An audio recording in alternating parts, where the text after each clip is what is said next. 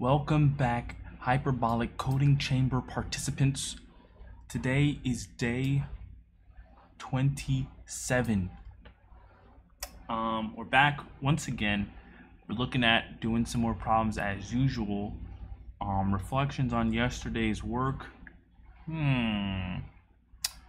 Yesterday's work, fried LC46. Really feeling good about that. 146. I mean, it's a fun problem. I mean, when you get a problem, when you've been working at a problem for a while and then you get it, I mean, you can't beat that. You cannot beat that. Have to be thankful for the grind. I've been doing some thinking, and yeah, it's just interesting. I think it's cool to have something to work at. I don't know how to explain it. It's fun to have a goal to run for. I feel like half of the journey is, not half if not more of the journey is destination. But there's a weird gratitude I feel for just being able to work at something. So that's pretty cool. I mean, I'm excited for the day that I reach or having completed all the problems, but also mostly just enjoying that there are that many problems to do. That is kind of hype. But yeah, I'm excited to see the programmer I would be after doing all those things. I think everyone feels like the interview process is broken. But it's hard to, while I don't think it's always representative of skill, I do think, I don't know, I feel like I did these problems, I feel like a better programmer for doing them. And I feel like my code is better, I feel like I have a better understanding of application, how to use things. So interview process is tough, but doing these things is pretty cool. So yeah, not a lot to say. Also took a walk before getting started. So yeah, that is also pretty cool. I gotta be honest. I mean, we really just some animals in the end, my dudes. So yeah, I took a walk. I feel like there's a good, sometimes I'll start the practice process and you're just not in the right state. I mean, for practice, you wanna make sure your form is correct. You wanna make sure you're doing the right things. You wanna make sure you're focusing on getting better. But I took a walk beforehand because I feel like my mind was going really fast. And so the walk, I really feel like something about our biological processes, something about the sun and the fact that we really just some animals really helps. So I did some walking right before this, like 20-25 minutes. And I think maybe I'll incorporate that into the process because I feel good right now. So I think there's something to that.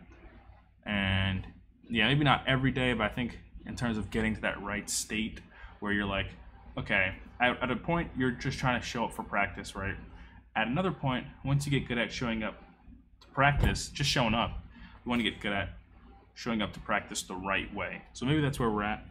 I think I'm good at showing up to practice now, but I want to be good at showing up to practice the right way, ready to take my time, ready to actually try on the problems, ready to like not skip any steps, make sure to read the question, make sure to read the solution. That being said, here we are. Make sure to join the Hyperbolic Coding Chamber Discord. We just talked to Discord again, okay? And because we talked to Discord again, there's actually another, just give us another channel. So this one's filling up even faster than before. So want to make sure to join that. Also, yeah, I mean, if these videos end up helping you or you end up starting your own journey, it might not be LeetCode, might just be web development, might not even be programming in general. But if you end up doing something cool and you want to do it every day, I think that's pretty cool. Let me know if you start. I mean, this entire process is mostly inspired by Ivan Jurek and his philosophical reflections on life, the life journey, grinding, not grinding, fatigue, sadness, purpose, life, death, beginnings, and ends. But yeah, if you think the daily stuff is cool, I really recommend checking out Ivan Jurek. I think he's getting really close to 1,000 days. And when I imagine doing this for 1,000 days, I think that would be pretty cool. Not just for whatever rewards or benefits that may give, but just for having been able to finish something like that. I've been thinking more recently that there's something that feels good about hard work. And I don't know if that is intrinsic for everyone, but I think depending on how you grow up or maybe I don't know. I think maybe some of us just got ant brains, and ants are always working. They're always toiling. One of them dies, they just keep going. And so I feel like some of us need to move.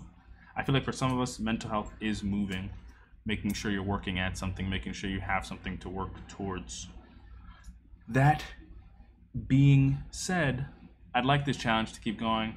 I'd like, maybe at a greater philosophical reflection, maybe my life to be a testament to hard work, or maybe work in general, and maybe the fruits of that labor could be used to sow the seeds for generations and generations. But who knows? That'd be pretty cool. So I think this is just one of many things. So I'm excited to work on these problems. I'm excited to do the last problem, but also I feel like I'm excited to see what comes after that. So we shall see. That being said, day 27. So let's just jump into it. We got the grind 75 set up. Merging two sorted lists, invert binary tree, which I'm kind of excited to do, as well as binary search, flood fill, and maximum subarray. Finally feel like we're getting into some meaty topics here. And then I got a lot of mediums, and I think this thing changed to 8 weeks. I mean, we don't really have a week deadline or anything really. We're just doing problems. So I would change it to 4 weeks just to see how things end up coming out. And we still get some pretty cool problems, so that's pretty cool. Either way, we got grind 75 set up. We have 2 cards due today, and maybe we'll do 40 minutes, right? 40 minutes combined for old problems. Cards plus random weighted problems, as well as we'll do 50 minutes of review, followed by 40 minutes of new problems. I think that's a good a Gould version. But yeah, I think starting with the old problems helps me get into shape, slow down, get to work, and then we'll jump into the new problems. So here we'll start with, actually need one more timer. That being said, we're gonna do how we usually do. I usually do 40 minutes, but I just realized it doesn't actually add up to 90 minutes.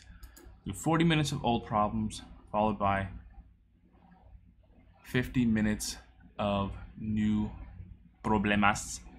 And then yeah, we'll just do what it is, do what it be. So I'll make this smaller, make this window more respecting of the left side, and then we're just gonna jump into it. So make sure to join the Hyperbolic Coding Chamber Discord. It's in the description. Hope to see you there. Leave me a comment if you think this is cool. Leave me a comment if you think this is weird. Leave me a comment if you have an insult as well. Leave me a don't leave any comments if you have a compliment. And yeah, we'll actually, yeah, just leave a comment if you're feeling it. So yeah, we're just gonna jump into it.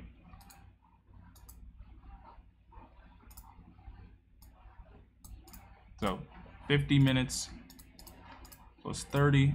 Recording, sound looks good, and then we're just gonna jump into it. So yeah. So we're back once again. So we have min stack. We're just gonna jump into it. So design a stack that supports push, pop, top, and retrieving the minimum element in constant time. Okay. Implement the min stack class. Initialize the stack object. Push inval pushes the element val onto the stack. Pop removes the element on top of the stack. On the top of the stack. Top gets the top element of the stack. Get min retrieves the minimum element in the stack. You must implement a solution with constant time complexity for each function. So just to make sure you understand, we have a new min stack. Push -2, 0, -3. The smallest far should be -3. We do get min, we get -3. This should also be in constant time. We pop the top of the min of the stack. We get the top should be 0 because 0 is the second plate added. Then we get the min there should be -2. So constraints, the values that we're adding are basically within the values of a signed 32-bit integer. Well, they always make sure these operators are called on non-empty stacks, so we don't have to check if they're empty. And they're going to make a lot of calls to push, pop, top, and get min. So what's interesting is that for push, pop, and top, to get all these in constant time, you get these for free with an array. Because operating at the end of an array, pushing an element onto the end of an array is constant time, so you can instantly calculate the next position in memory to place the element. Popping an element is the same. Top, which is just getting the last element in the array, can also be calculated in constant time. It's really get min where we're going to have to implement some special logic to get minimum element in the stack in constant time.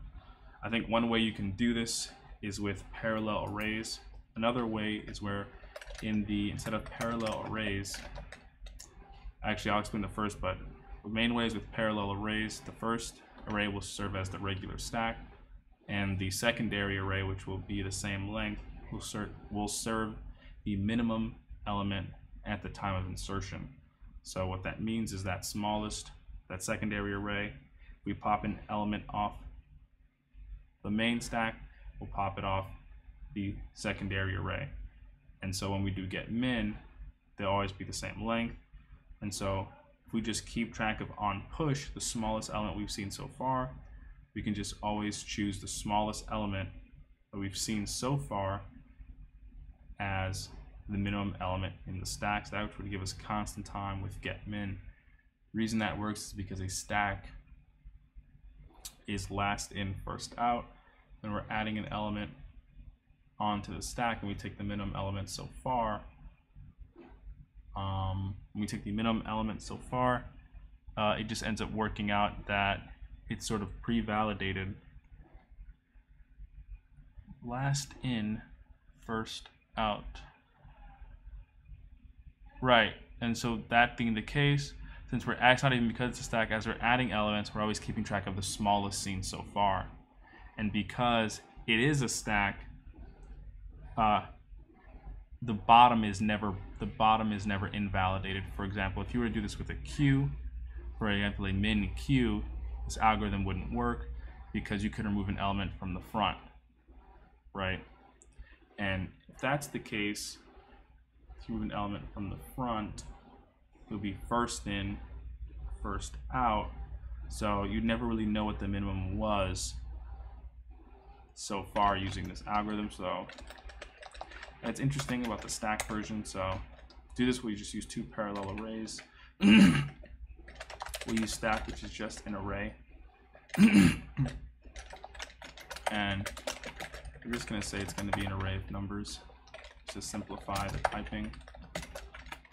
And then we're going to say min stack, which is also just going to be an array of numbers. We'll delete the constructor because it's sort of inconsequential to the implementation. And we're going to have two cases, right? Where you push an element onto the stack, right? If we have no elements in the stack, right, then the minimum element we've seen so far is the current element. But if there does exist elements, then the minimum element we've seen so far is going to be a function of the current element that's being added, the minimum of the current element being added, and the last minimum so far. So here we have to check stack.length equals 0, and if it does, we'll say this.stack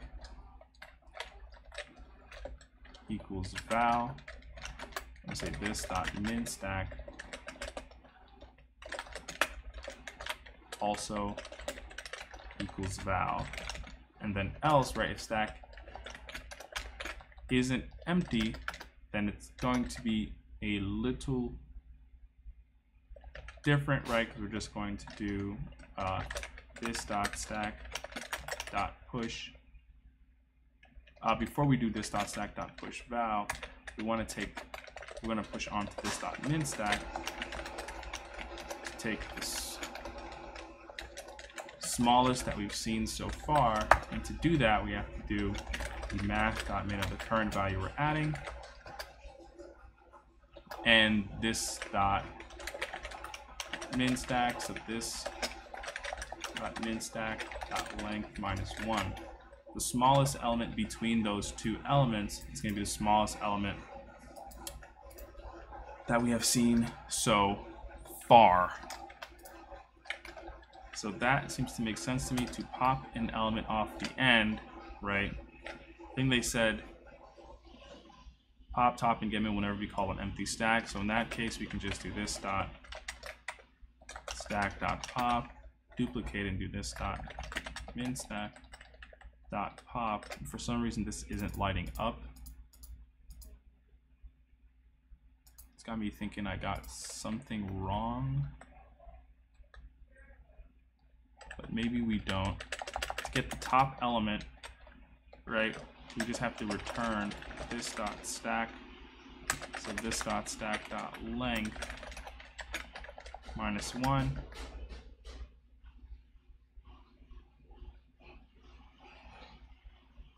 And to return the minimum element so far, it's just going to be, they didn't say, oh, it says getMin will also be called on non-empty stacks. If that's the case, we can just return this dot min stack, the last element in min stack dot length -1. So this makes sense. Let's check if it makes sense with the example. Create a new stack, push -2. As we're doing, if the stack is, so we already have a problem here. We only want to do this if the stack is empty. All right, so if the stack is empty, which it is, we're going to push -2 for the stack and -2 for the minimum element so far. It's the only thing we've seen so far. Then we're going to push 0, right? Is the stack empty? It's not. So we're going to go this dot min stack dot push math dot min of 0, or the last element in min stack, which is -2. So that should be -2, right? And then we're going to push -2 onto the stack. Then we push -3. Was the stack empty? No. For the min stack, we're going to push on the smallest value between -3 and the last element in min stack, which is -2. Smallest is going to be -3, and then we're going to push -3 onto the stack.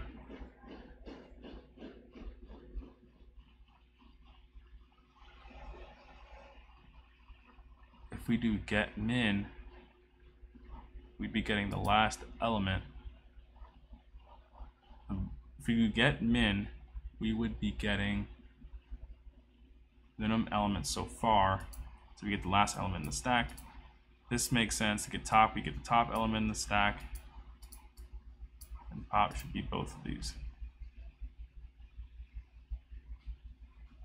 Cannot find stack.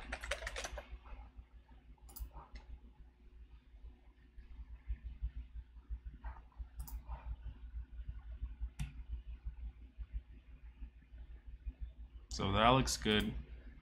This would be done with linear space.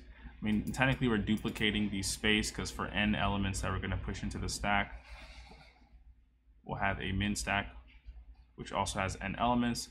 That would be 2n, but we dropped the constant, so it's technically linear time.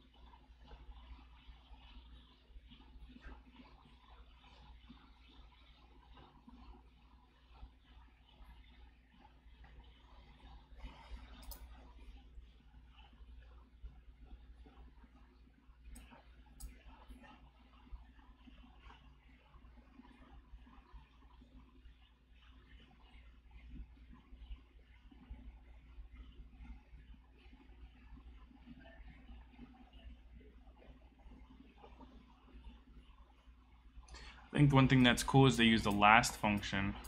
That is pretty cool. I think it removes a lot of repetition in the code.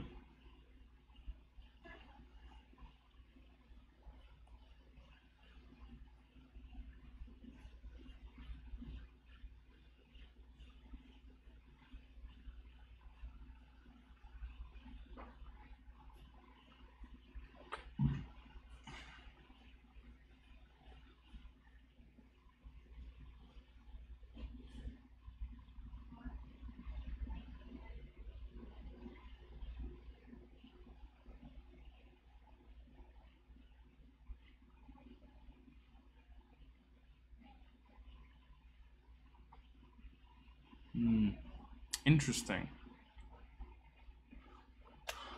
I think this version's pretty cool by keeping the count in case you don't want to, duplicate instances. But it's interesting because the minimum so far would be 6 for all of these. Pretty much until you get to 6, the min so far would be 7, and then 12. So that is very interesting. TIL.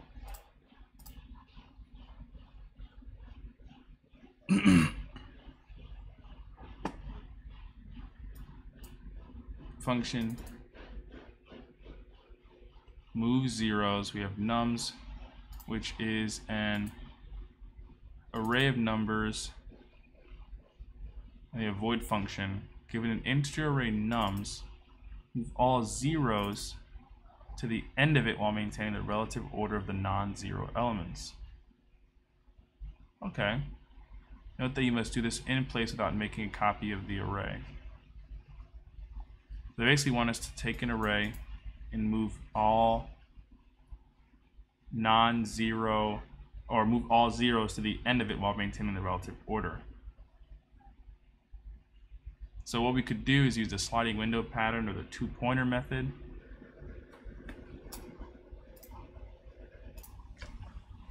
So we're back. So given an integer array nums, move all zeros to the end of it while maintaining the relative order of the non-zero elements.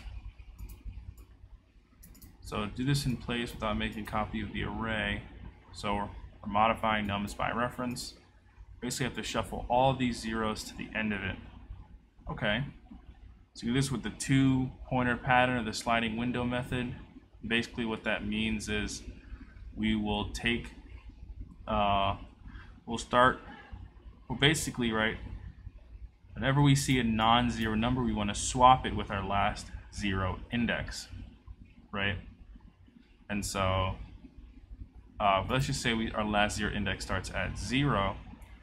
If we run into 0, which is a zero number, we ignore it, right? Our right pointer goes to 1, right? 1 is non-zero, so we want to swap 0 with 1, right? So we'll have a 0 here. From there, we want to increment LZI to now be here. We find another 0 here, ignore it, find a 3, swap it with our last 0 index, which would be 1, so we'd swap that with that 0, right? Then we get to 12, it's non-zero, swap it with our LZI, which would be this 0 here. Now I want to run it one more time to make sure that we can handle a non-zero start, and so we'll do it with this one. The ideal answer here would be 1, 2, 3, 0. So LCI would start at index 0. We check the first indice, right? The first indice would be 1, so we'd ignore it. Then we check the next indice, right? 1 would be non-zero, right? So we'd swap basically this first index with itself. So that's why it works perfectly. We'd swap the first index with itself, increment LZI. LZI would now be 0. Now, once you get to 0, we ignore it. We go to 2, it's non-zero, we swap it. Then we get to 3, it'd be non-zero, we swap it. So this feels good. Let's try another case. Let's say the 0 is at the end. So we start at 1, which would be non-zero. So LZI would get swapped with itself, and then increment LZI would get swapped with index 0, which would be the same as the right pointer.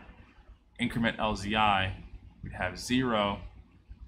LZI for index 1. Then we go to this index, which would be, hold the number 2. It would be non-zero. We'd swap it with itself, right? Increment LZI, which would be 0. Then we'd go to 3, and then swap. Okay, so basically what we can do is a two-pointer method where the second pointer is going to be I. We'll just call this P2 equals 0, and while P2 is less than nums.length minus 1, we'll do P2 plus plus. Right, LZI is going to equal the first index, right? And like we said, if num sub P2 is not equal 0, then it's swapping time. To swap, we'll save the value of nums sub P2, right? So we're saving nums sub P2, we'll replace it with nums sub LZI. And then since we already swapped LZI's I, we can replace it with temp, and then we'll increment LZI. Oh, no, not minus 1.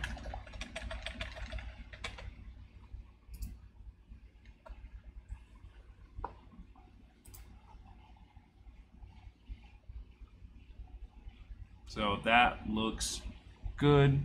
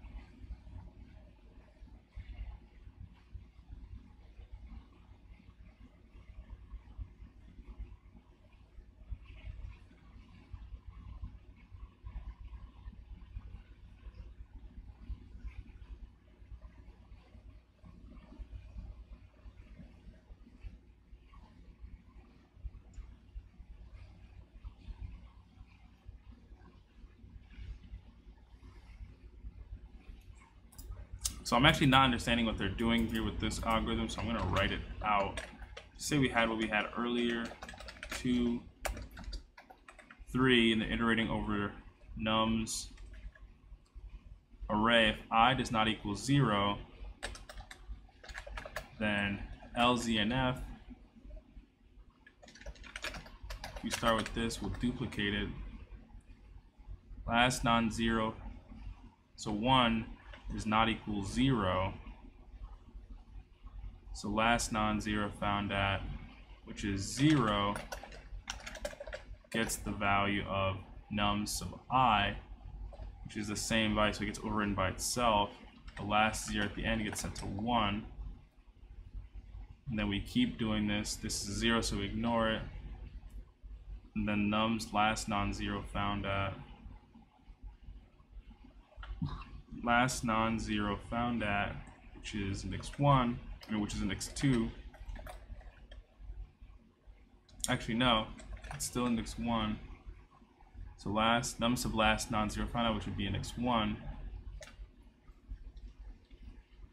would get the value of 2. And last non-zero found at gets the value of 2. And then last non-zero found at, which is index 2, gets the value of 3. I see. Then LZ and F gets set to 3. And then the last one is non-zero.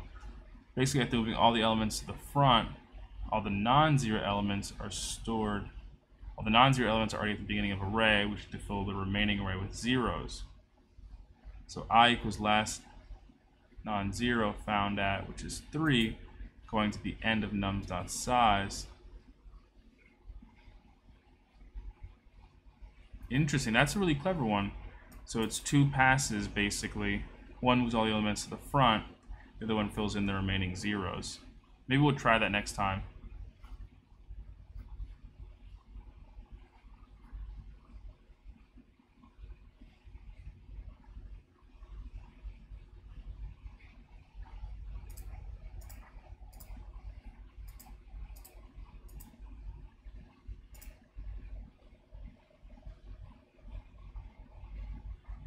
So we have,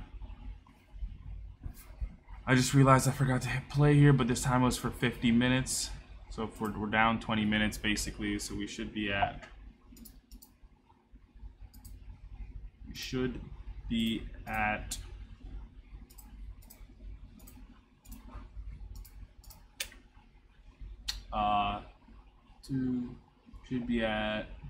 1 hour 8 minutes.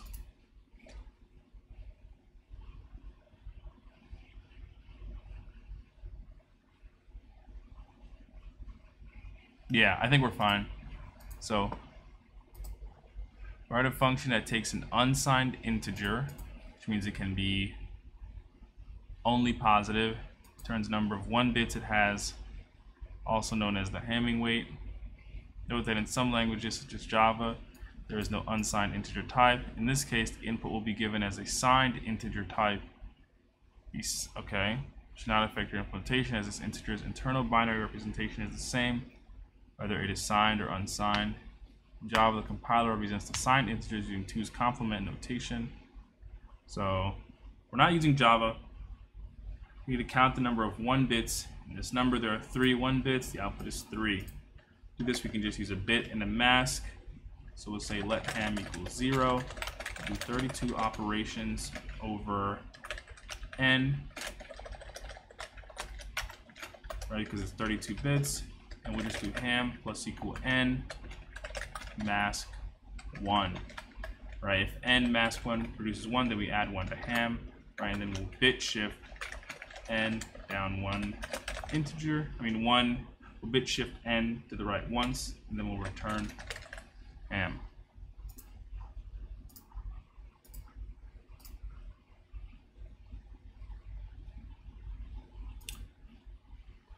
So that is pretty cool. And then there's another version where we can subtract the least significant bit by subtracting that number minus 1, ANDing it with itself. So we could implement that version. So just say, well, n does not equal 0. We always add 1 to it. And then n gets the value of n ANDed by n minus 1.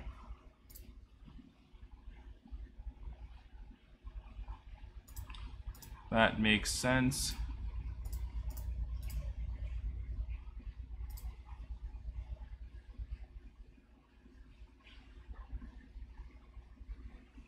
So now we have a function add two numbers. So you're given 2 non-empty linked lists representing 2 non-negative integers. The digits are stored in reverse order. Okay. Each of their nodes contains a single digit. Add the 2 numbers and return the sum as a linked list. So we're given 2 non-empty linked lists. They're 2 positive numbers only. Digits are stored in reverse order, so 243 is actually 342.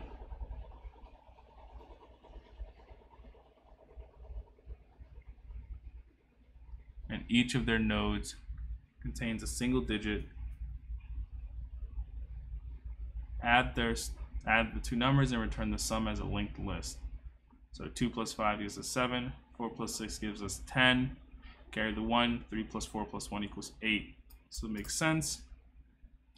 First thought, might think we can add these together just by pretty much extracting the number from the linked list, doing regular addition, and then just converting that number to a linked list. Problem being that the range of the nodes can be up to the range of 1 to 100. So there's no data type of an integer, at least in JavaScript, that can store 100 digits. So the best way we can do this is elementary addition going forward, like as you would do this on paper. So 2 plus 5, right, gives you 7. 4 plus 6 gives you 10, right? And the value that you place in the node is the sum modulus 10, right? So you have 9 plus 7, you get 16. 16 mod 10 gives you 6 remainder, and you carry the 1, right? You know how much of the 1 to carry, right? Basically by doing the sum, which is 16 divided by 10, which would be 1.6. We're going to floor it to give us 1. So I have 1 plus 3 plus 4 plus 8. So to pseudocode this, right, we want to pretty much iterate through both linked lists and produce a third linked list. So we're going to have a third linked list called L3. We'll create with a list node, right? And then we'll set T3, which will be our third temp, right, equal to L3. Okay, because it's just a trick so that we can return the dummy node next. So we want to iterate through both lists, right? How do we do that? We could do while L1 or L2 or carry is greater than 0, or we can just say or carry, right? Then we want to do some work, right? What is that work? We want to calculate the sum, right? And the sum is going to be L1.val plus L2.val plus the carry, right? We didn't even declare carry, so let's set this equal to 0. And we'll do L1.val, right, with some nullish coalescing plus 2.val plus some nullish coalescing. This is the case where we're adding a number that is longer than the number itself. So let's just say we're adding 2, 4, 3, 4. Right? If we add all these numbers together, right, we still want to have that 4 propagate at the end, right? So then we'd have const value, right? So or no, our sum, so L1.val plus L2.val plus carry, right? And our value, right, like we said, is going to be sum, right, mod 10, and then our carry is going to be math.floor of sum divided by 10.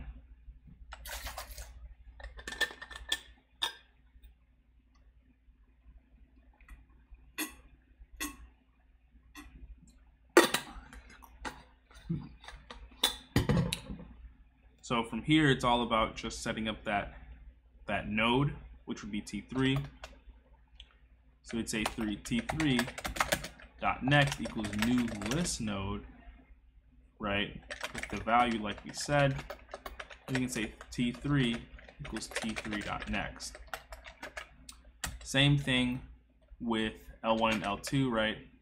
Only if they exist. So L1 equals L1 dot next, and we'll say the same thing for L2.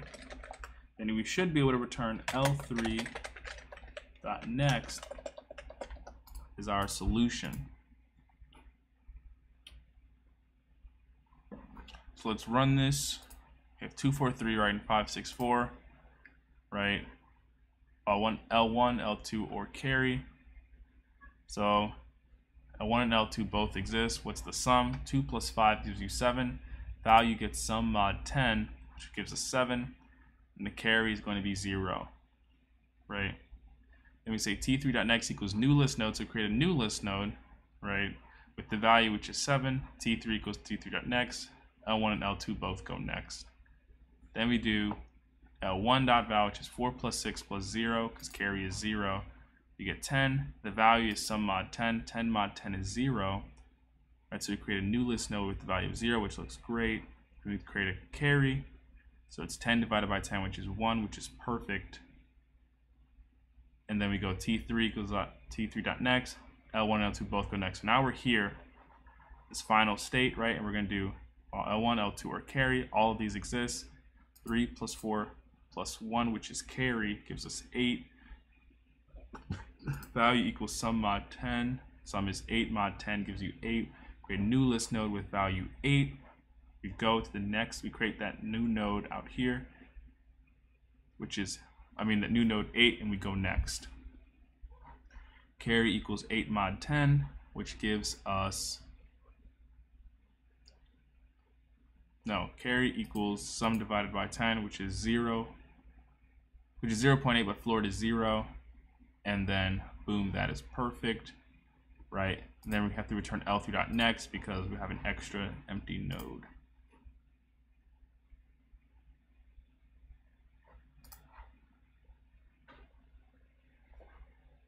So that is pretty cool.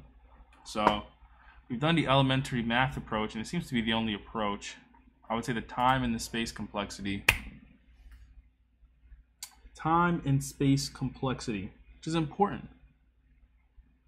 So we're basically performing these operations in parallel. Since we're performing them in parallel, we're going to do the max of M, basically the max of L1 or L2 operations. And the space is going to be the max of L1 or L2 plus 1, right? Because we're going to have the longest number of nodes of the longest list, right? And if there's potentially one more carry, right, then we'll have that length plus 1. We'll drop the constants. So we'll say the max of M, the max of L1 or L2 for time, and the same for space.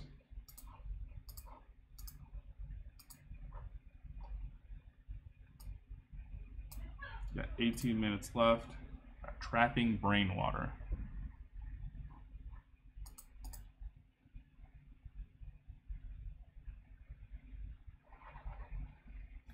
So given n non-negative integers representing an elevation map.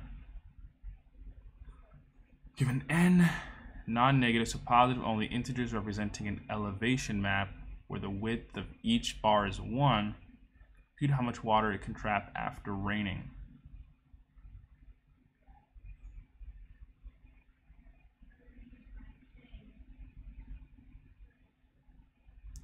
And non-negative integer, each bar is 1. Compute how much water it can trap after raining. So it looks like this. The black bars are represented by this array here. And they want to know how much water we can generate after raining.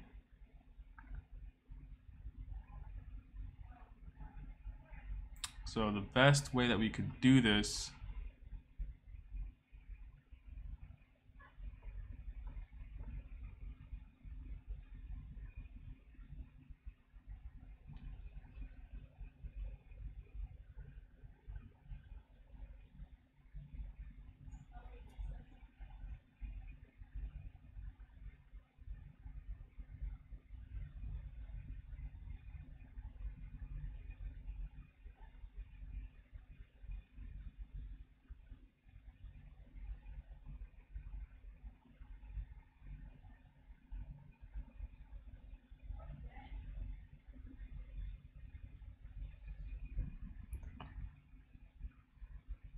So the best way that we could do this is we know that if we're going from low to high, right, that we can calculate a value that makes sense, right? So let's just say we're trapping water from left to right here.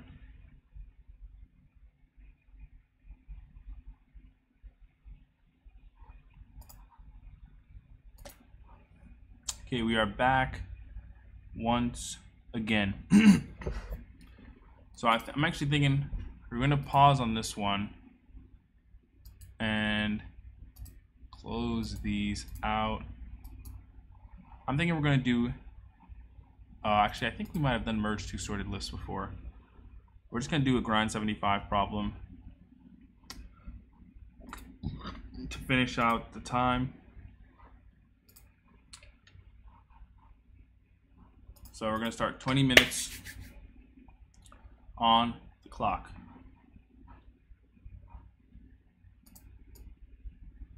Long function definition. So you have two, we have a function merge to list, we have two list parameters, and we're outputting a linked list. So you're given the heads of two sorted linked lists, list 1 and list 2. So they're sorted. Important to keep that in mind. Merge the two lists in a one sorted list. This should be made by splicing together the nodes of the first two lists. Return the head of the merged linked list. So they want us to merge the two lists into one sorted list. They want us to should be made by splicing together the nodes of the first two lists. Does that mean they want us to return list 1 or list 2?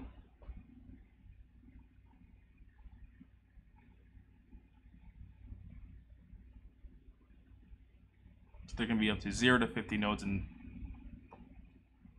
both lists. Values are between -100 and 100. And both are sorted in ascending order. So if we just have to splice them into place, and I think we can just run while. Let's pseudo code it. List 1 has elements, or list 2 has elements. I have a third LL3. So while either of them has elements, basically means if it's not null, I would choose the smallest of the two. So we could just say maybe something like smallest equals, so if L1 exists, right, so I think they're pretty much, if we choose the smallest node based off a ternary operator, so let's just keep it high level, choose the smallest node, right, place smallest node in LL3, and we should be able to keep doing this over and over again, and we can just return LL3. So we have list 1 or list 2, they both exist right now. Choose the smallest, so it doesn't really matter here. Let's just say we'll default to the second list, paste the smallest node in L3, right? Then we'll move, so let's get a little bit more specific here. If we place the smallest node in L3, maybe increment L2, even though it's a linked list, but I think we know what we mean. And then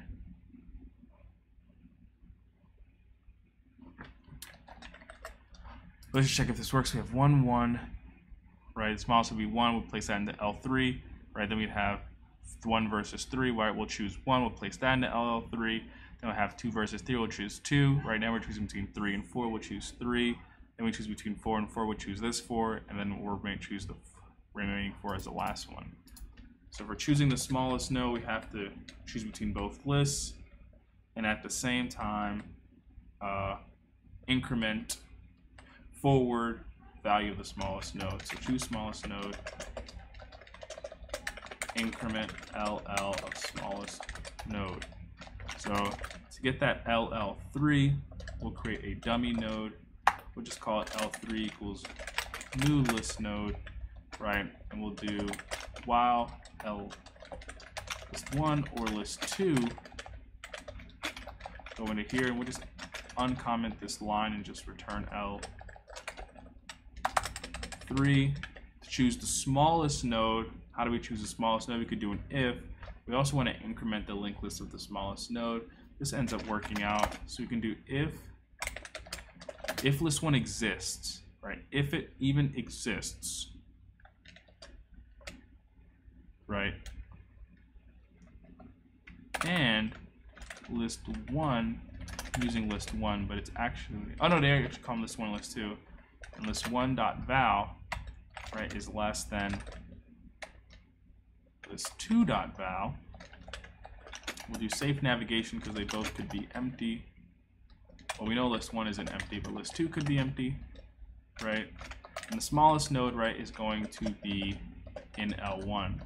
If that's the case, right, we'll just say let smallest equals null, right? And we'll let smallest equals list1, right? But then we also want to say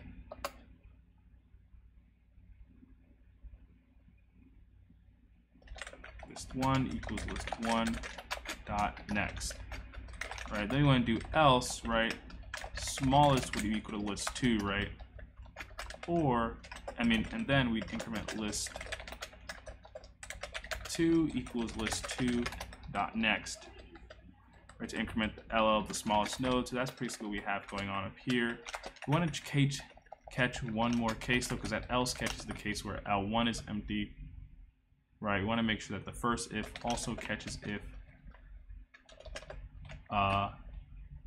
list2 is empty. We want to funnel the remaining elements from list1 back into L3. So if list2 is empty, and then also account there, I'm going to place the smallest node right in LL3. To do that, we'll just say L3 next equals new list. L3.next equals smallest.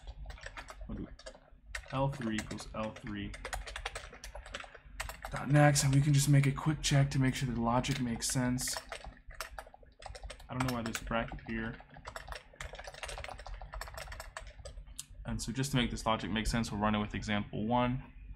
Right, so while list1 or list2 both exist, so we're going to short circuit based on list1, smallest equals null. So in actuality, no, actually we need to make this null. It just is the only way to make sure we run that second L2 equals list2.next. So if list1 does exist and list1.val is less than list2.val, it's not. So we're actually going to go into else, smallest equals list2, which equals 1.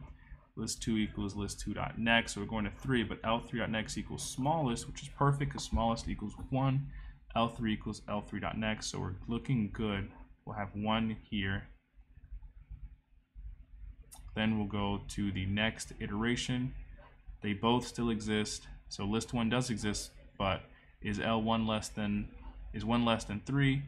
It is, so we'll say smallest equals list1, so 1 gets placed here, L1 list1.next, list1 gets set to list1.next, we go to 2, L3.next equals smallest, which is good, so 1 gets placed here, L3 is L3.next, so now we're at 1, and then, right, now we're at 2 and 3, well, list1 does exist, and 2 is less than 3, smallest equals list1, list1 equals list1.next, so list1 goes to 4, right, L3.next equals 2, L3 equals L3.next, right, so now we have, does L1 exist? Yes, but 4 is not less than 3, so we L smallest equals list2, which equals 3, right, list2 equals list2.next, now we're at 4, L3.next equals smallest, which is 3, L3 equals L3.next, so we get pushed to here, and I'm feeling confident about this, so let's just run it to give it a chance. Oh, I didn't return L3.next.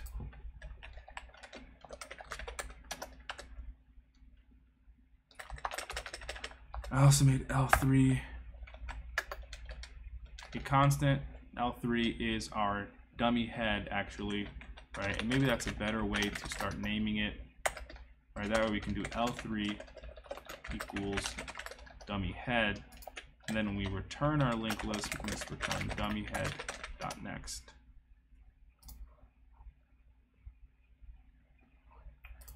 So that makes sense. Seems to work. That's pretty cool. Apparently you can do this with recursion. Okay, interesting. Iteration.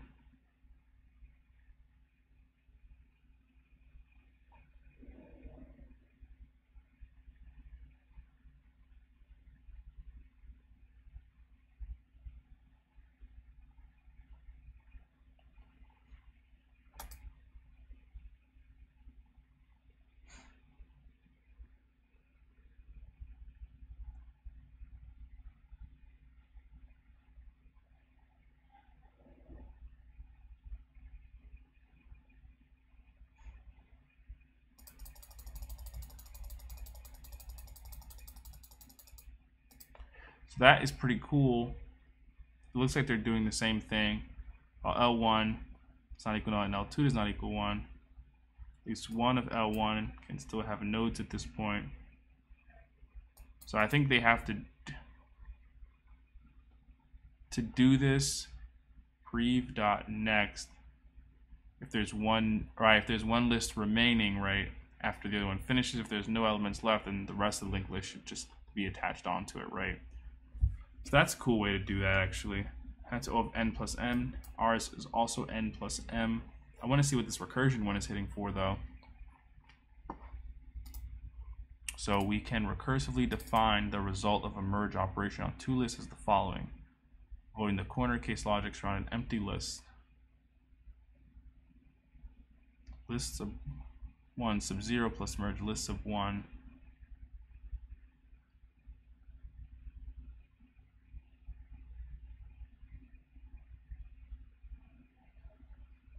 Namely, the smaller the two list heads plus the result of a merge on the rest of the elements. Model the above recurrence directly, first accounting for edge cases, specifically if either of L1 or L2 is initially null. There is no merge to perform, so we simply return the non-null list. Otherwise, we determine which of L1 and L2 has a smaller head, and recursively set the next value for that head to the next merge result. Given that both lists are null terminated, the recursion will eventually terminate. If I'm not following, we have a function merge two lists.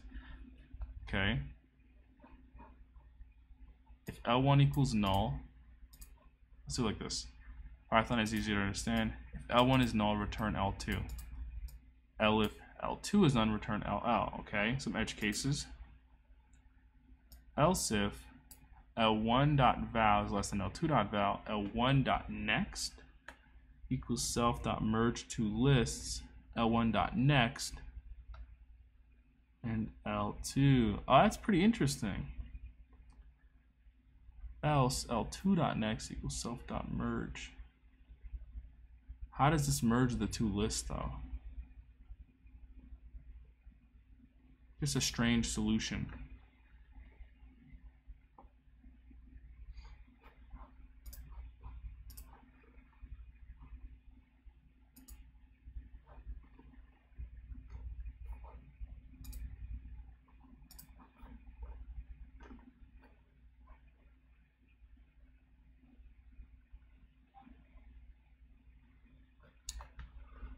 The recursion version seems like it's doing a lot, I'm not gonna lie. Maybe we'll take a closer look at it next time. We'll try a recursive version, but for the case of this, I'll say that that problem is solved and then we'll add it later on.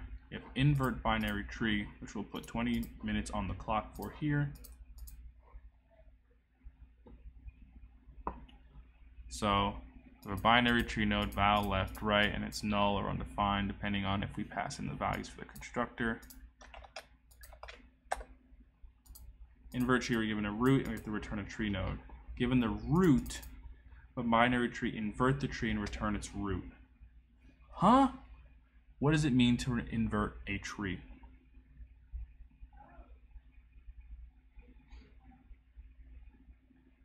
Inverting a tree looks like we're swapping subtrees. So we have 2 and 7, but they're both swapped, 7 and 2, right? And 2 usually had 1, 3, but now it looks like for a node, we swap its subtrees, swap the values in its subtrees. So we have 7, but now it's 9, 6, 2, 3, 1. The number of nodes is in the tree 0, 100. So there can be 0 up to 0 or 100 nodes in the tree.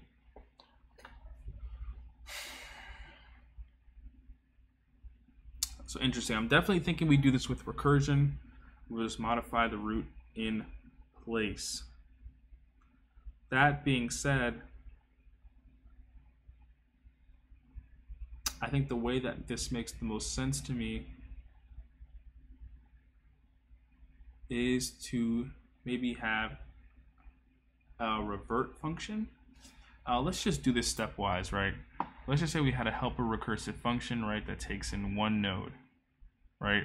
For that one node, it then swaps the values for its subtrees and then calls revert for those two nodes as well. I mean reverse or invert for those two nodes as well. I think that would give us the answer that we are indeed looking for. Oh, it's not just the nodes values, it's the nodes themselves. So let's just say we call, so it looks like we'll have a invert function, right? So we'll call invert for a left and a right node, right? And so for 4, we'll pass in left.right node, so we'll take in 2 parameters. So we'll have in, actually we can just define it in itself. We'll have a function, oh no, we can't because we need to pass in left and right subtrees. So we'll have a helper, right, 2 nodes left and right, and then swap the nodes, then call helper for both the nodes. So if we call it for left and right, we'll swap the subtrees, we'll get 2 and 7, I mean 7 and 2, right? And then for left, post swap for 7, we'll then call helper, right, but pass in this node, which would be the left here.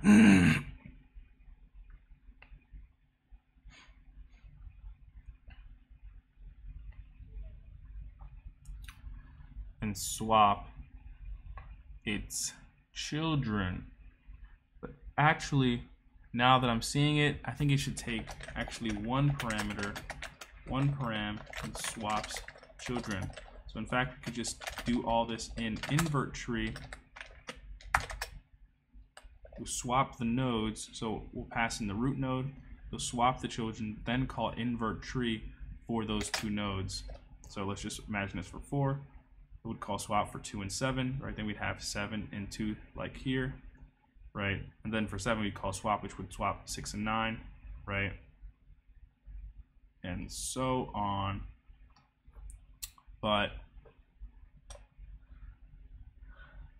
yeah, so this makes sense. I think we can implement this, so I don't think we need to worry about nulls, because if they're null, then we'll just if the node itself is null, right, then we don't want to do anything, right? So if not root, right, just return root. All right, so you want to swap the node. To do that, we'll create a temporary node called temp, right? So we'll do root.left equals temp, right? And then root.left equals root.right, and then root.right equals temp, right? Then we want to call invert tree for root.left and root.right.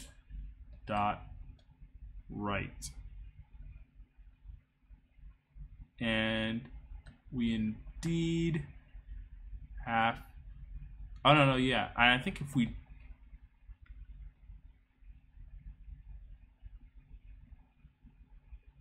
I'm pretty sure we could just return root here and it would bubble back up to the top, but it's a little weird. It's just because we're also trying to implement this recursive function all in within the function we're supposed to be writing the code within. But this feels good to me. So we'll put 4, if not root, root exists, right? Then we're going to swap root.left and root.right, right? Then we're going to call invert for the left and right nodes. Then we're going to go into 7 and 2, right? Go into their children, right? The root is not null. A root exists, so we're going to keep going.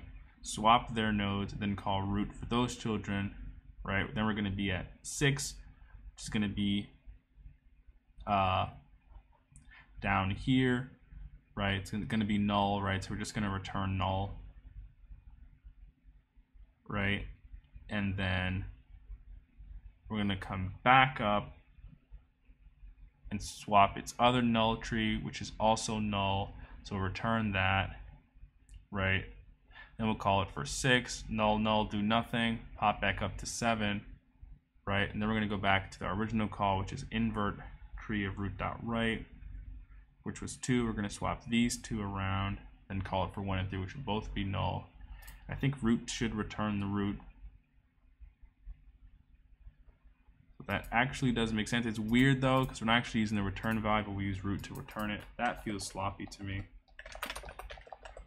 So we'll just return helper of root.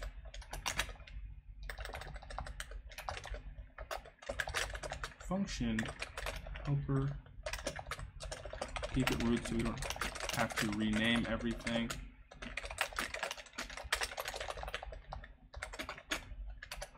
And it should be fine. No, actually we can just call helper root and then return root, which is cleaner.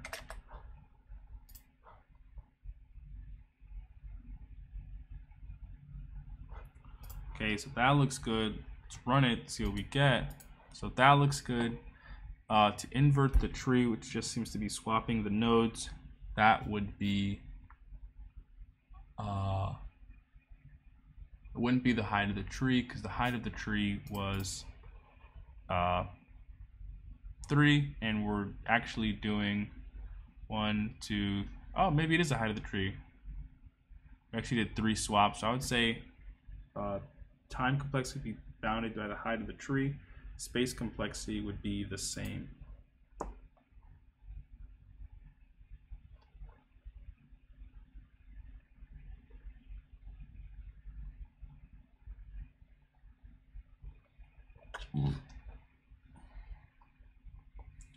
That's interesting that they invert the trees first and then swap them.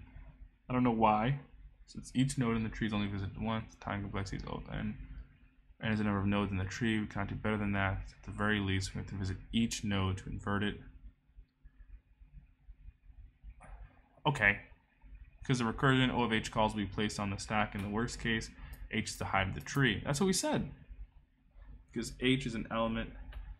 H is an element of this. Space complexity is O of n. Ooh, is there a follow-up to do it iteratively? There's no follow-up to do it iteratively, but that would be impressive.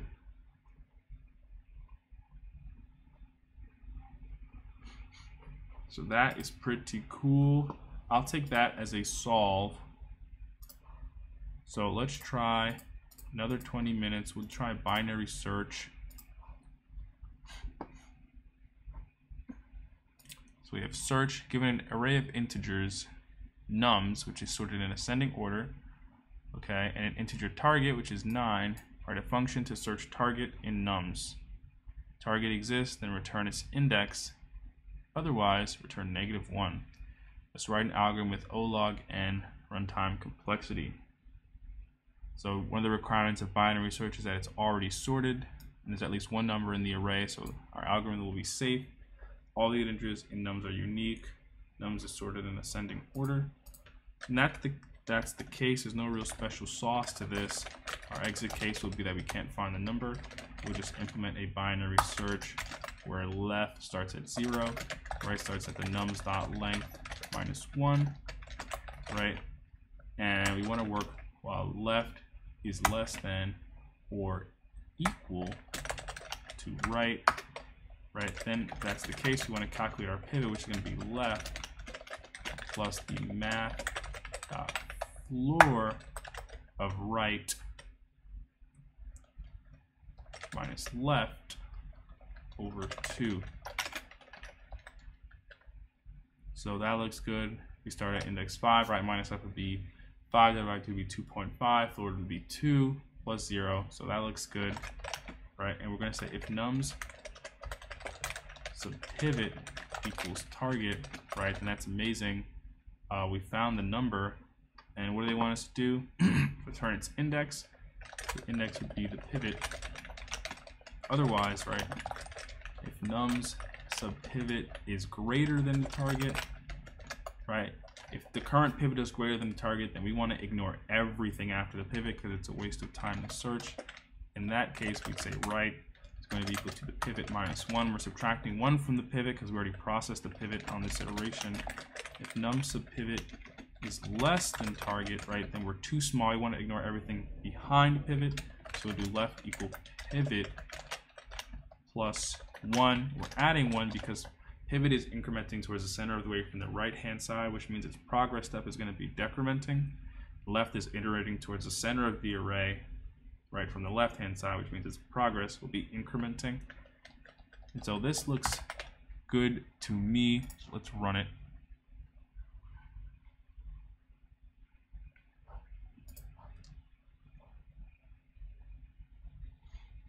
So that looks pretty cool. Binary search is in login.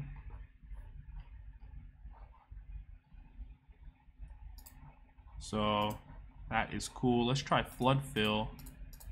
Restart the 20 minutes.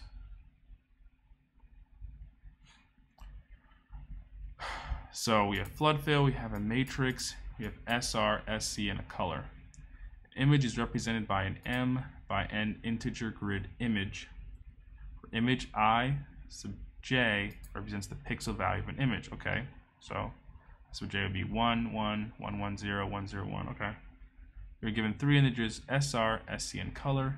We should perform a flood fill on the image starting from the pixel image row column. Okay, starting from row column. Perform a flood fill on the image starting from the pixel image row column. To perform a flood fill, consider the starting pixel plus any pixels connected 4 directionally. The starting pixel of the same color as the starting pixel plus any pixels connected 4 directionally to those pixels, also with the same color, and so on. So this reminds me of 4 islands. Place the color of all the aforementioned pixels with color. I see. So if we visualize this as a graph,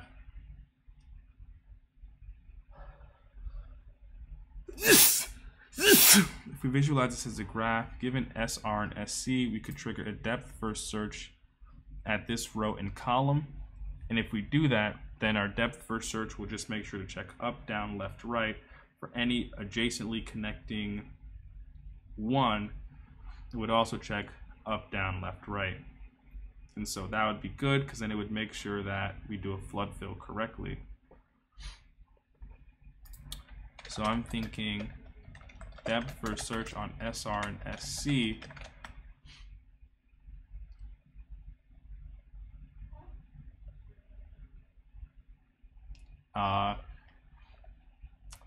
And then if we're going to do a depth first search on SR and SC, then we'll just call this DFS. Actually, we could reuse the function they've given us, and we'll basically say if and then keep returning it. It's very, very weird. Let's not do that. Let's just make it a function helper, which is going to copy pretty much all of the parameters of this function.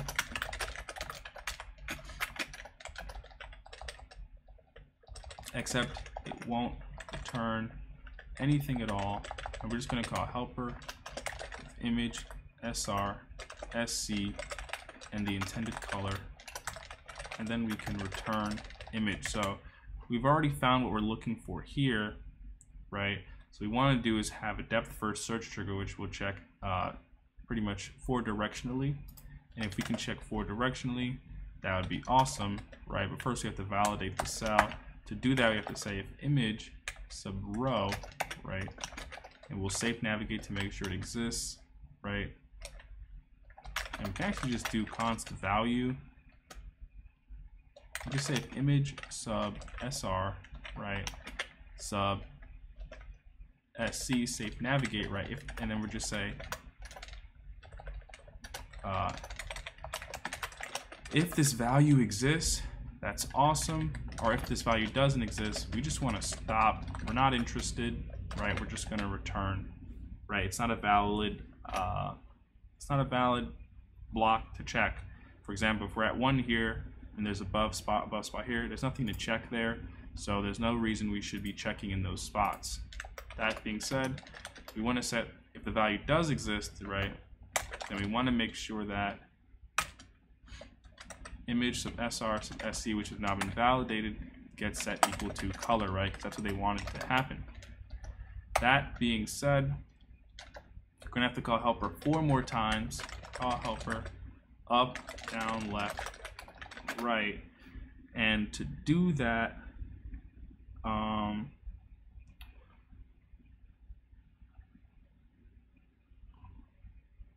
going to want to make sure that we check up, down, left, right. So we're going to say if row, right, sub sc, right, we're going to safe navigate to make sure that these values actually exist. Sub, oops, I said sc, sub sr, and then the actual column, right, does not equal, or we actually only want to run it if it equals 1, basically. And these are actually not strings or numbers, so if it only equals 1, then we want it to trigger another depth first search, right? In that case, we want to call helper, right? And we'll basically pass in image. And we don't want to do the same row and column we just did. We want to check up, down, left, right. So to check up, we do sc plus 1, right? So that'd be sr, sc plus 1, passed in with color. Duplicate this 3 times because we want to do up, down, left, right. So if plus 1 is up, down, minus 1 would be down, right? And we'll duplicate that in the helper, right? Since we're checking up and down, now we want to check left and right. So it'll be plus 1. And we'll remove this one. For checking in front of us, we want to check behind us, right? And we'll do minus 1. And so this makes sense to me. And I didn't check actually all the constraints, which is my bad actually.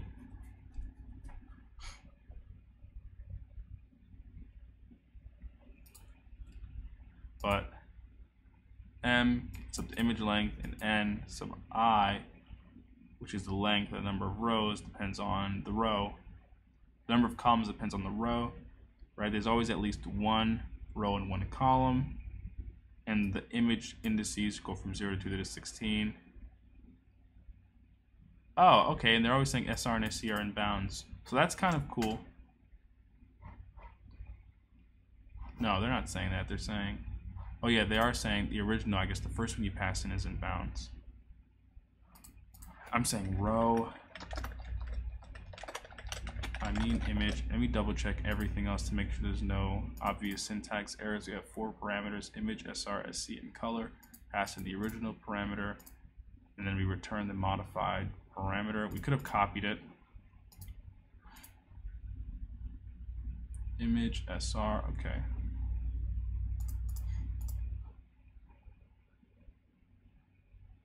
So that makes sense for flood fill. Let's see if we get it all correct.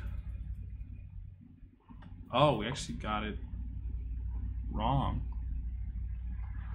So for this image, which is all zeros,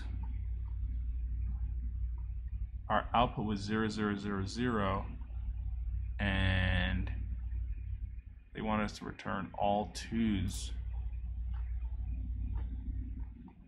So you're given 3 integers, SR, SC, and colors from a flood fill in the image starting from the pixel image SR, so SC.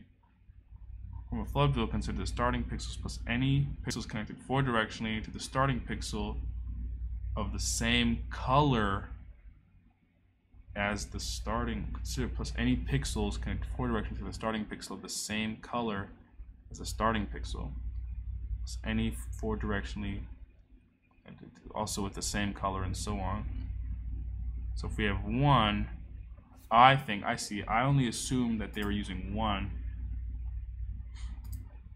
And I checked here to make sure that it equals 1. I think what this should be is that I should change this to equal color. Because in our submission, when color was equal to 2, I'm supposed to change all this to 2. So the row they pass in is 1, sub 0, and they want us to change all the colors to 2. And the expected.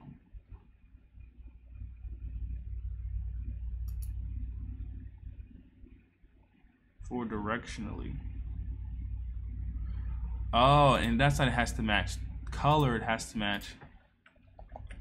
We need one more parameter, which is starting, which is going to be a number. So we can actually add starting to all of these, and starting gets the value of SR, so SC as the starting. And then we'll want to perform this if it all ends up equal starting. If it equals starting, the starting pixel, then we want to change them all to the value of color. We should still get the correct answer here. We're still getting the wrong answer. Starting equals 0.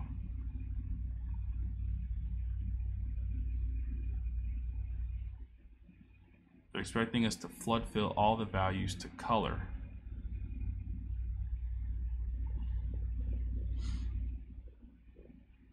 Expecting us to flood fill all the values to color. So let's just say helper image SR/SE, color image SR/SE. So we go into our first call, we're checking if the value 1, so column 1, row 1, value 0, which is a 0, right? Image SR sub SE equals color, which should be 2. Oh, I put if not value.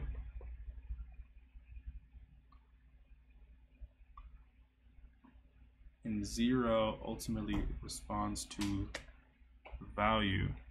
I think SR and SC.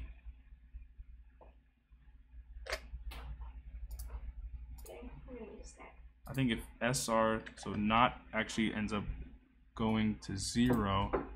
So let's just say if value equals undefined,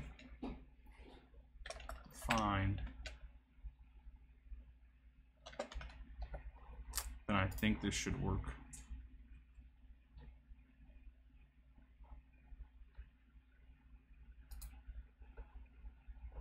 Value.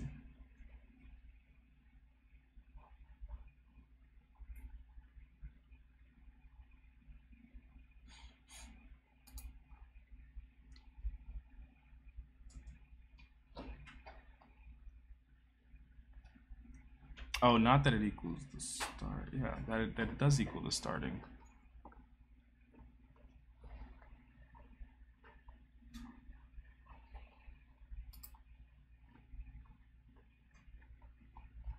Term flood will consider the starting pixel as any pixels connected 4 directionally.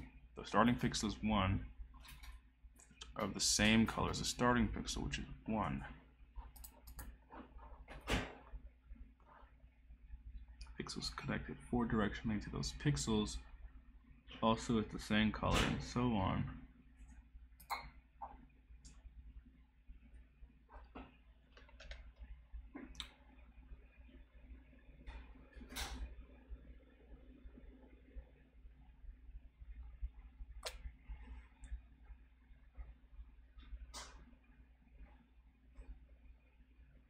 I think it's not just if value equals undefined, but if value is not equal starting, then we don't even want to bother.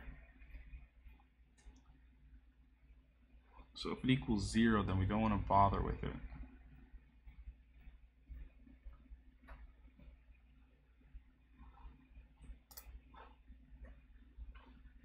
We're not pruning the tree effectively.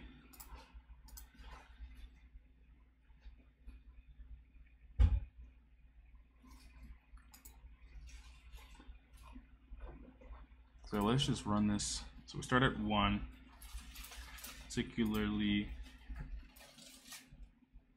with this input.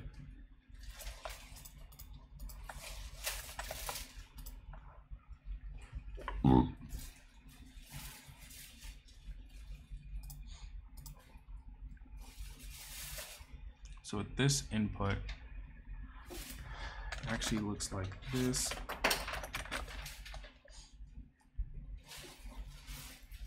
Actually looks like this. So we're starting at 0, 0, which is over here, and our color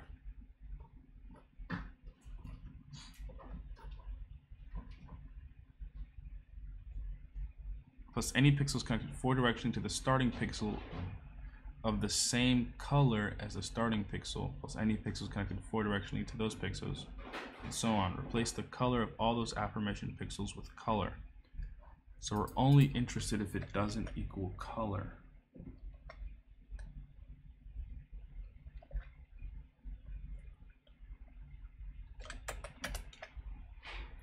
So maybe if we don't, if the value, I think it's if it doesn't equal color, then we probably want to get in there. So 1 doesn't equal the color, which is 2, but if it's equal to the same starting pixel, or value not equal starting,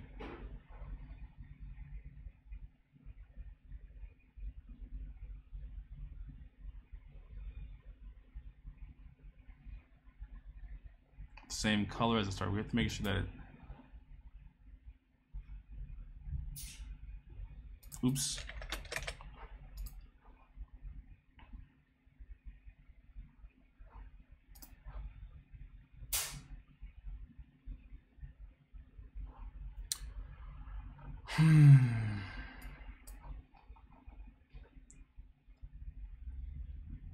Expected. Basically, they have 1, 1, 1, the 0, and a 1. And I'm supposed to turn basically this whole thing into 2, 2, 2, 2, but not touch 1. My output was all 1, so I'm not changing the value to the color. So if the value doesn't equal color, wait, this doesn't make sense.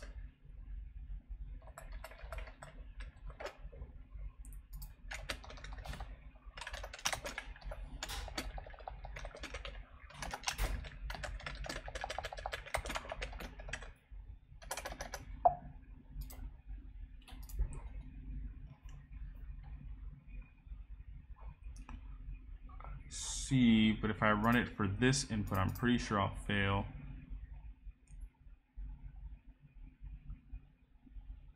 Right.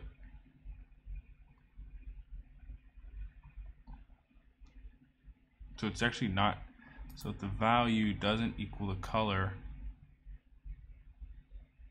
it's not that we want to return. If the value doesn't equal starting,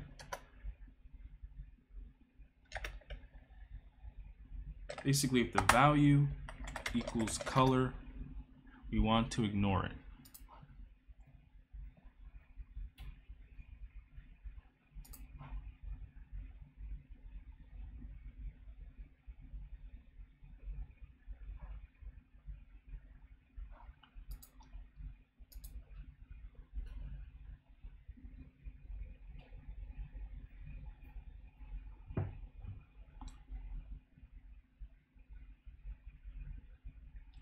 Oh, if the value equals color, well, what does it want us? Symbol 2, the value, so we change it to the color. If the call stack gets exceeded, I'm pretty sure it's right here. We're not pruning the tree well enough.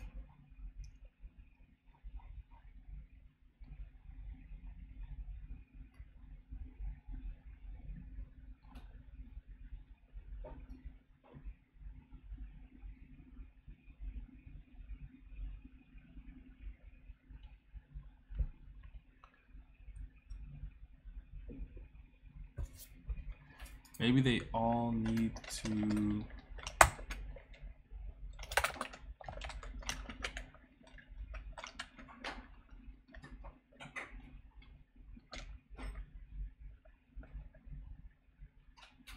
I don't think we need to check that they equal starting.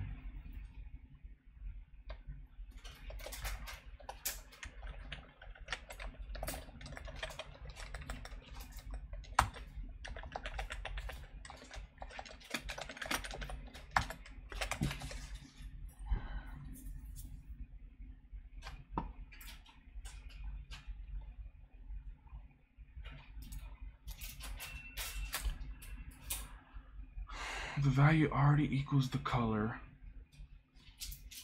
The value already equals the color.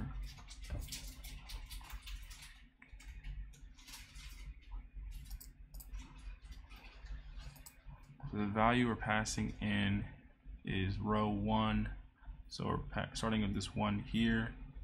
We want us to replace it all to 2's. So we go in with 1. If the value equals color, value doesn't equal color, so we change it to color. Then we check if column plus 1, or which would be this one right here, does not equal color. It doesn't equal color, so we call it for this value. This value goes to plus 1. Well, so we're at this value equals 1. Does the value equal 2? Does not, so we set this one equal to 2.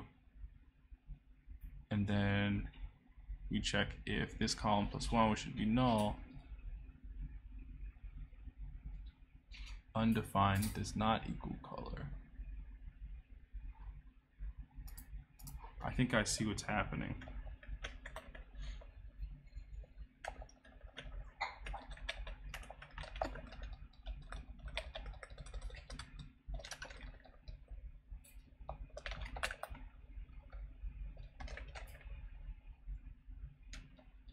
I think that it's not that it doesn't equal, but if we check if all of these equal starting, then it should prune the tree.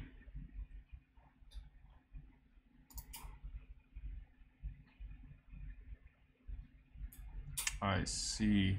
So I think with these depth first search problems, you got to make sure. What is the takeaway? The takeaway is that the way you prune the tree is very important, otherwise you run out of stack space. I would still count that as a fry. So, for the algorithm explaining the problem description, paint the starting pixels plus adjacent pixels of the same color and so on. Say color is the color of the starting pixel. Let's flood fill the starting pixel. We change the color of that pixel to the new color. Makes sense. Then check the 4 neighboring pictures to make sure they are valid pixels of the same color. And of the valid ones, we flood fill those too. So on. Use a function DFS to perform a flood fill on a target pixel. So they have the flood fill function. The color is equal to image SR sub SC. If color, so they double check it if the starting color does not equal new color. Alright, so if it doesn't equal new color, then don't even do the DFS, just return the image. And then we check if image R sub C equals color. Right, that's what, wait. Oh, I think, yeah, starting is what we call it. I call it starting, they call it color. They're just saying if R sub C equals color, and I could have did that here. Would have been a simpler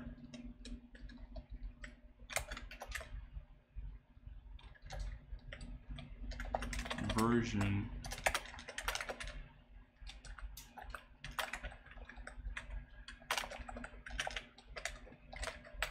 We just said if R sub C equals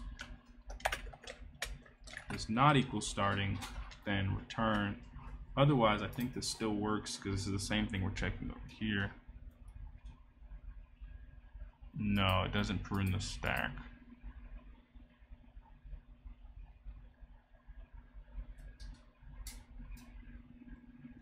Oh, right. If it doesn't equal undefined, also doesn't equal, right? Undefined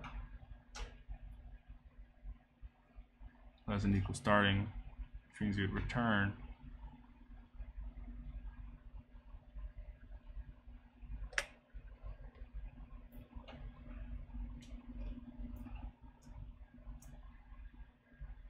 Which is 0.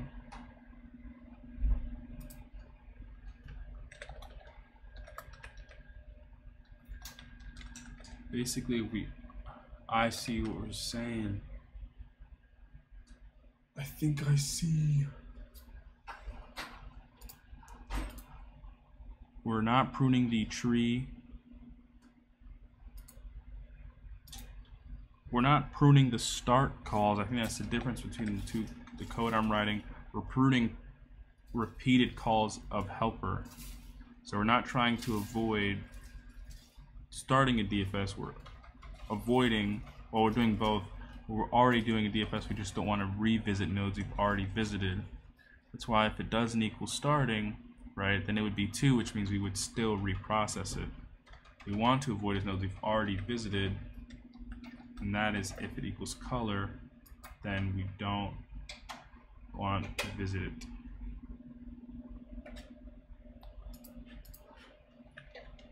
And I think you should be able to change all of this. Actually, you should be able to change all of this from starting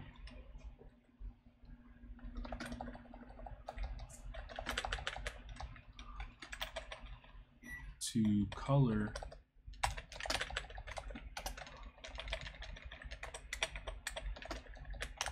Still get the correct value. Or maybe not. I see, right. They'll mix in 1s and 2s.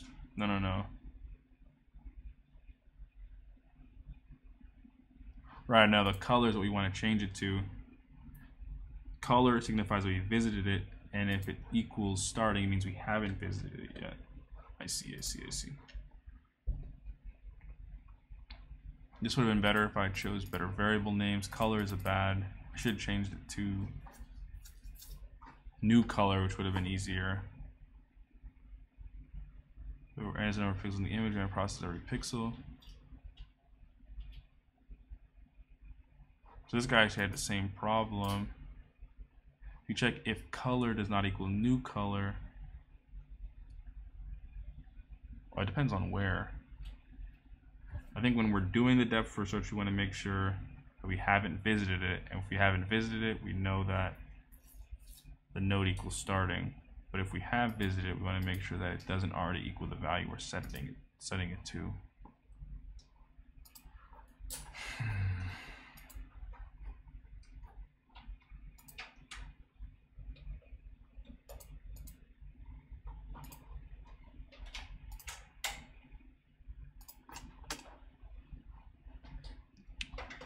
That makes sense.